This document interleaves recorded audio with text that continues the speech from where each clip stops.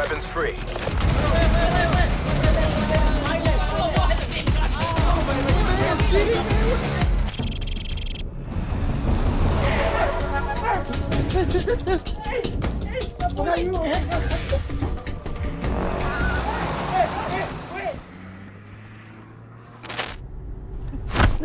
Hei, kau terpilih untuk misi kali ni. Diam, jangan menyampuk. Kau dipilih untuk menyelamatkan Malaysia daripada ancaman alien. Masa lah. Hei, shit. Hei, diam. Dengar betul. Kau akan pergi ke EVA Virtual Reality Arena untuk menyelesaikan tugas kau. Faham? Tempat aku. Ini adalah Malaysia's biggest VR e-sport venue. EVA bagi kau pengalaman imersif yang memang unik. Arena canggih seluas 5,600 kaki persegi ni bagi kau bergerak bebas semasa perlawanan penuh aksi.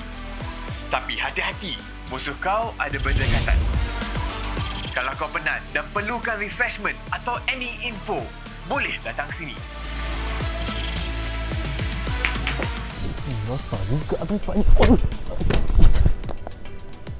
Dah ready nak mati?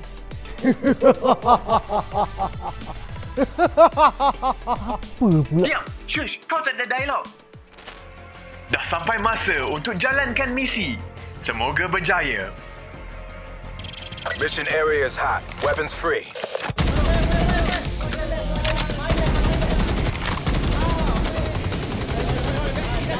Oh, walaupun bergerak sana sini tapi tak langgar dinding atau siapa-siapa pun. Memang selamat. Yang tak rasa pening macam main VR kat rumah lah. Bestnya kalau aku datang dengan member-member yang lain. Oi, fokus! Kalahkan musuh tu!